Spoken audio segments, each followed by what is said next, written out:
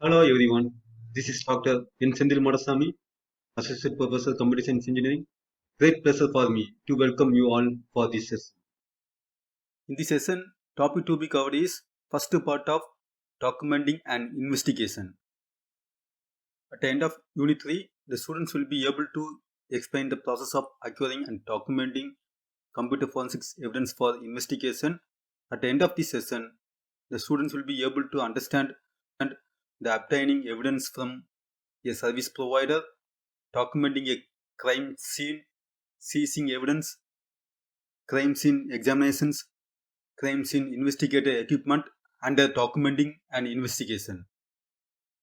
Under documenting and investigation, we will discuss introduction, obtaining evidence from a service provider, documenting a crime scene, seizing evidence, crime scene examinations, crime scene investigator equipment, documenting and handling evidence, forensics tools for documenting and investigation, report writing, the role of experts, and standard operating procedures.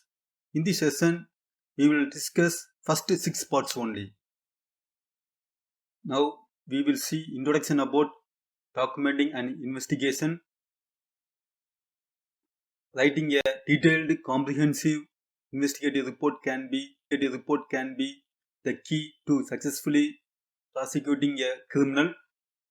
The report should be detailed enough to withstand the defense counsel's objections, including claim that protocols were not followed or issues arising from the media that were not examined in consideration or concerns that certain important files were missed. The report should be comprehensive, which means that someone with no technical background must be able to understand important concepts and the value of evidence being presented. I explained how to obtain data from third parties, explore how to properly document the crime scene, illustrate how to retrieve files from various computing devices, and also discuss the implication of that evidence and give guidelines on the role of the examiner's report and the expert witness at trial. According to CTIA, 2.19 trillion text messages were sent in 2012, which is quite staggering.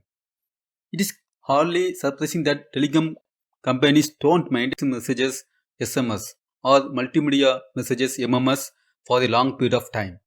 Given the high cost associated with storing the vast quantity of communications, the redundant policy for communications vary from company to company. The Department of Justice can provide law enforcement with guidelines about the redundancy for each telecom and each type of communication, that is SMS, MMS, email, and so on. Law enforcement usually needs a few days to obtain a warrant or a summon to request the electronic communications of a suspect. However, law enforcement can request communications relating to suspect be retained pending the approval of warrant or a summon. A preservation order is requested to service provider to retain the records relating to a suspect.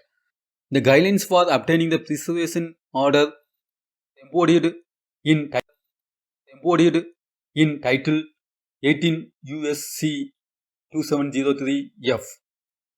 First one is, in general, a provider of wire or electronic communication services or a remote computing service, upon the request of governmental entity, shall take 3 steps to preserve records and other evidence in its possession pending the issuance of court order or other process.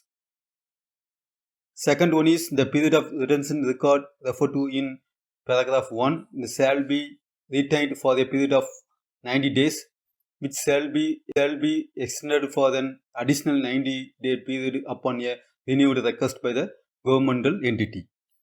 To summarize, law enforcement can request that communication be preserved for 90 days, and a subsequent request can be made to extend the order for an additional 90 days.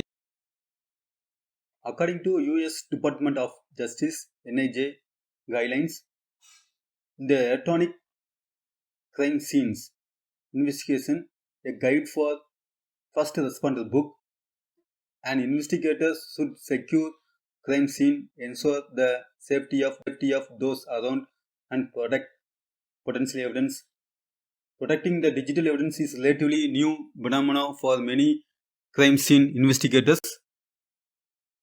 Unlike other evidence, the digital evidence cannot simply be boxed or backed up. A micro SD card, for example, is smaller than adult fingernail and can be easily missed. A home network can contain so many connected devices, cables, and adapters that creating an evidence list from a crime scene is critical. This diagram is a simple evidence.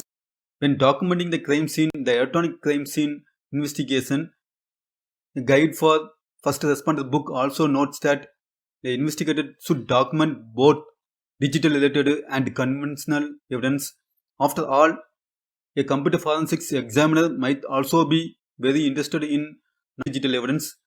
For example, investigators who seize a computer should also seize other digital devices, cable, adapters, and boxes from these articles, along with manuals. Post-it notes lying around might have important passwords written on them. It should also be noted that some people wear USB drives like jewelry or can mask them as a toy.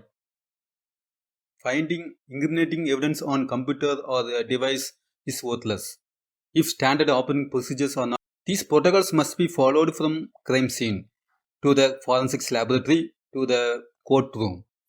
But defense counsel often spend much of its time questioning the actions taken by investigators instead of focusing on actual digital evidence. Crime scene investigators must carry a notebook and take copious note about any equipment they find. They also must inform first responders about what to do if they encounter digital evidence. If a computer is powered on, it should be left on. If the monitor activity, such as instant messaging, it should be photographed. Under no circumstance should an inexperienced police officer or investigator review evidence at a crime scene. This includes watching a video and reviewing the photos. First responder should let the digital forensics examiner look over the evidence in the lab. Evidence tab should be wrapped around computers to ensure that only a lab technician has access to the device. Drive, base, and trace should have white tab applied with the signature of the crime scene investigator. The equipment that a computer forensics crime scene investigator carries is different from traditional CSL. Here is a list of equipment typically carried by the computer forensics CSI. Notebook that is preloaded with the forensic software, wireless access device that is MIFI device, camera, extra batteries for the camera,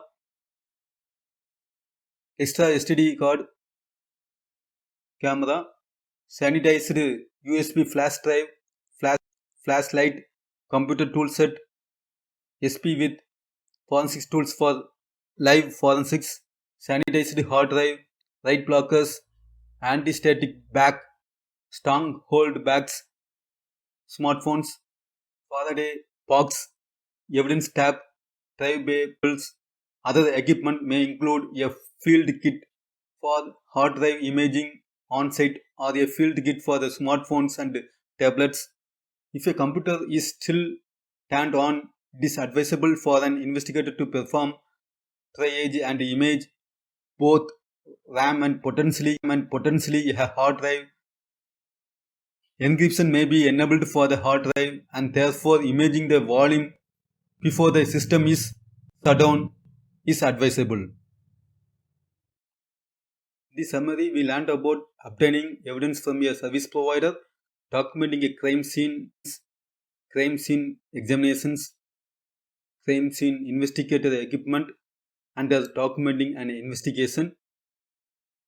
I mentioned references here. I hope you found this video is clear about the topic I lecture. Thank you and have a pleasant day.